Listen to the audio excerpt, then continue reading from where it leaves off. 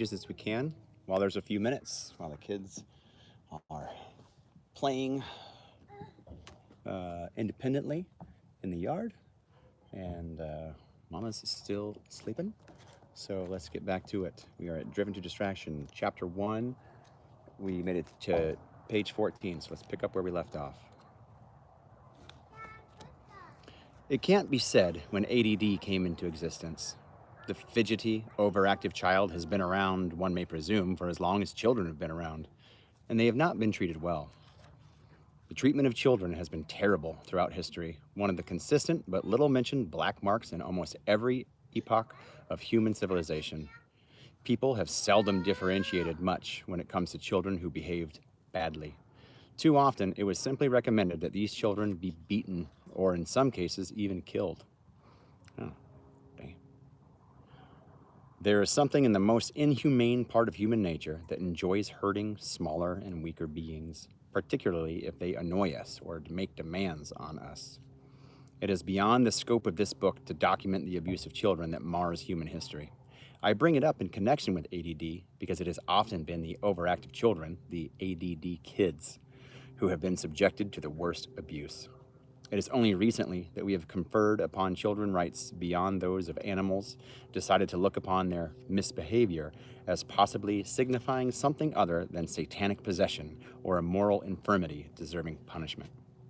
So it is not surprising that although the syndrome we now call ADD has been around for centuries, it was simply lumped together with all other bad behaviors. It was not until this century that it began to be recognized as a medical condition. Well, last century now.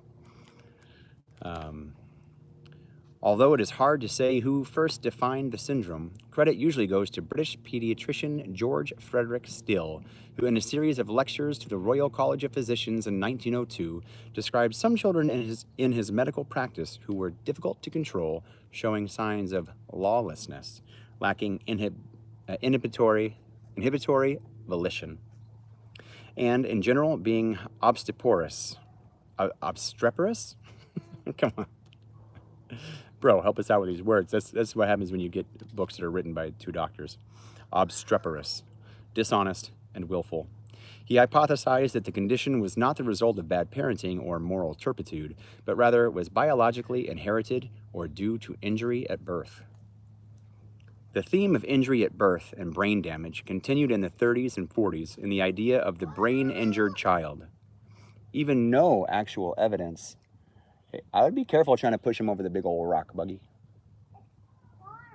Because it could just tip over to the side and fall out. I would push him on the flat ground if that's okay. Even when no actual evidence of neurological impairment could be found, brain damage was invoked to explain uncontrollable behavior. It was during these decades that stimulant medication, amphetamine, was first tried, successfully, to help contain the behavior of some of these children.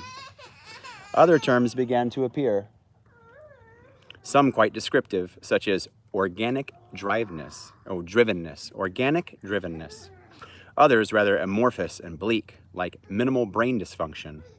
One had to wonder whether the brain itself was minimal, or the dysfunction was minimal, or perhaps whether understanding of what was happening in the first place was minimal. And we were talking about this, I was talking about this with a friend just a minute ago, about even calling it attention deficit disorder or attention deficit hyperactive disorder. There's still an inherent problem with the name. And it's more, like a focus problem, because attention, it's like attention deficit. We feel like we're paying attention to too many things at once. So yeah, maybe, it's like we have an extra attention to detail. Honey bear? I would just push him around the flat parts. You've got it.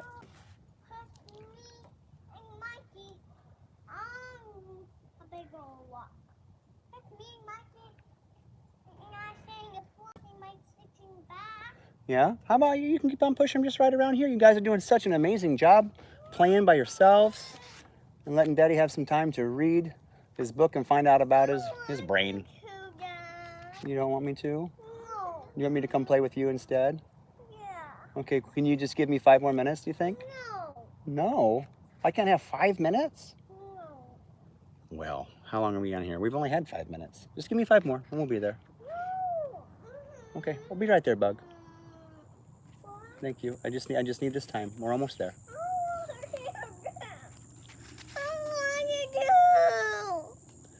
Come here. You want to come here?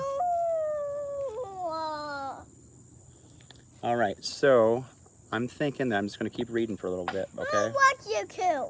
You don't? Well, that seems like that's kind of hurting my feelings a little bit, the tone that you're using. Okay?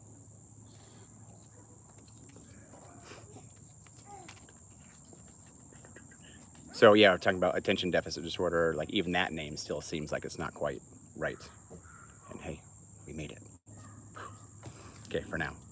Separating the system of hyperactivity from any notion of brain damage, Stella Ch1 in 1960 and others around the same time began to write about the hyperactive child syndrome. Ch1 saw the symptoms as a part of a physiologic hyperactivity whose causes were rooted in biology rather than the environment. By the 1970s, many major researchers were investigating the syndrome of hyperactivity. Virginia Douglas in Canada began to look broadly at the symptoms associated with hyperactivity and found 4 major traits to account for the clinical picture. 1. Deficits in attention and effort. 2. Impulsivity. 3. Problems in regulating one's level of arousal. And 4. The need for immediate reinforcement. Ooh. In part large due to her work in 1980, the syndrome was renamed attention deficit disorder. Immediate reinforcement. Yeah, that's interesting. And because I'm seeing stuff now too, people talking about how powerful rejection is. Like the slightest amount of rejection with people with ADD can be go be daddy. I know, Kendall. Well, here's I've been daddy all day. Like we just got back from the park, you know. So like and we had a really great time in the park. We just had snack, and they're kind of hanging around. So I think that's one of the hard things, you know. It's like I 99.9% of the time I do go be daddy, and like boundaries there, you know, hard. Even like with schoolwork or anything like that. I wait until they go to bed, and then I stay up through the night to do that kind of thing. So this is probably one of the first times ever that I have, you know, said no, I'm not going to come play with you. So got to kind of work on that a little bit and have that happen every now and again. Okay. In the decades since that time, research has ballooned. Probably the most. Okay, we already did that. Sorry. So what does it mean exactly? Jim asked me. Does it mean I'm stupid? Not at all. But let me tell you. You tell me. Are you stupid? I asked. No, I'm not. I know I'm not, he said emphatically. I've just had this trouble all my life of getting out what's inside. Exactly, he said. That can be due to a lot of different things in different people. But in your case, I think it's due to ADD. Is it common? Well, probably 15 million people in this country have it, both children and adults. It affects males more than females, probably in a ratio of about 3 to 1. We don't know what causes it exactly, but the best evidence is genetic.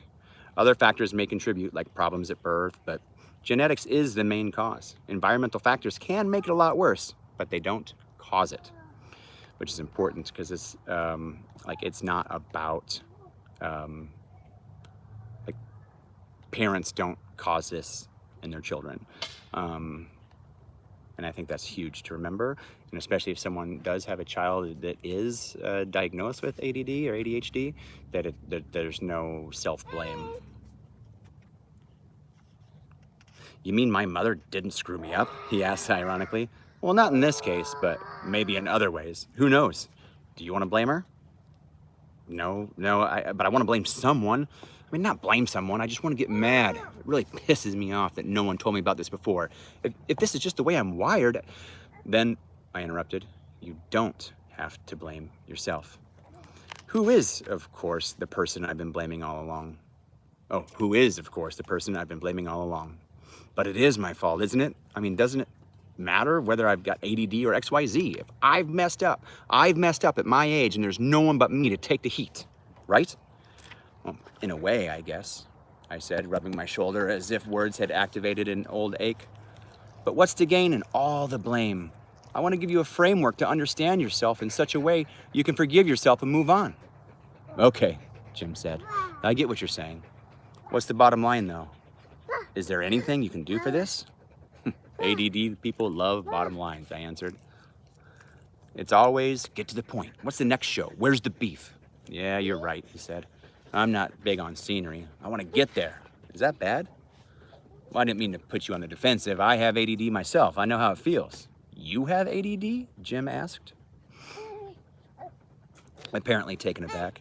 You seem so calm. Practice, I said, smiling.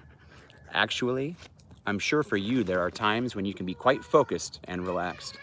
For me, doing this kind of work is one of those times, but the practice part is true also, and we'll get into that. From this point, Jim's treatment began. Actually, it had begun already. Just finding out about the syndrome, finding at last that there's a name for it, constitutes a large part of the treatment for most people. Just finding out about the syndrome, finding at least that there is a name for it, constitutes a large part of the treatment. So just being like, hey, this is something, right? This isn't just me. This is a part of me. That this is something that I deal with. This is something that I have to navigate through and battle, and then learn about. I think more so. What is it with me? He asked in one session. I don't mean to be rude, but this guy calls me up and he starts to tell me the materials I sent him were the wrong ones, when I knew perfectly well they were the right ones. He just didn't know why they were the right ones. And so he thought that they were the wrong ones. And so immediately that started to annoy me, but it wasn't even that got to me. It was his tone of voice. Can you believe it? I knew from the first second he started on the phone that I wanted to hang up on him or punch him. You had a rage reaction, I offered. Damn straight. When I think about it now, I get mad all over again. So I try to do what you said. Pause. Think all over again. This was a good customer. I didn't want to lose him, and I didn't want to be didn't want him bad-mouthing me to his friends. So I paused. But the more I paused, the more he talked on in this really slow, dumb voice, on, and I wanted to scream at him, get to the point. So instead, I cleared my throat. But then he said to me, don't interrupt me, I'm not finished. Well, then I lost it. I told him I thought we could be on the phone until next Christmas and he still wouldn't be finished. I had better things to do and I hung up. Can you believe that? I laughed. I think you did very well. Well, at least up until you lost it. The guy was pushing your buttons, and let's face it, there are going to be times where you're going to get annoyed and you're going to lose it. Treatment for ADD won't take that away completely. But you wouldn't want it to, would you? I guess not, but this part of ADD, this rage reaction, as you call it. Yes, I said, it's part of the impulsivity. If you think of ADD as a basic problem with inhibition, it helps how ADD people get angry quicker. It helps explain how ADD people get angry quicker.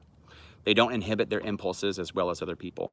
They lack the little pause between impulse and action that allows most people to be able to stop and think. Treatment helps with that, but it doesn't cure it completely. You know what the funny thing was? He asked. The guy called me back the next day and he was sorry. We had developed a communication problem between us the day before, and maybe we could start over. A communication problem? Can you believe that? I said, sure. Only let me start this time. I explained to him in 10 seconds why I had sent him what he needed. He said he understood and said, thank you. I said, no, it is me who should thank you. I'm sorry for our communication problem yesterday. And we said goodbye. Best of friends. Jim slapped his knee. And how do you like that? I said, your guardian angel must have been on duty. But where does it come from, this anger? Can you tell me? I asked. I think it's built up over the years. When I was a little kid, I was all over the place, but I wasn't angry. I think it built up in school, all the failures, all the frustration. Jim clenched his fists without knowing it as he talked about his feelings. It got so I knew before I started something, it wasn't going to work out. So all I had left was tenacity. I wouldn't give it up, but damn, why didn't I? With all the screw-ups I had to show for my efforts. All right, so now I'm gonna get back to the kiddos. That gets us through page 19. Got these little blocks right there. Just picking that as a little stopping point. The blocks at page 19. All right, thanks for joining here, and then we'll hopefully see you tomorrow.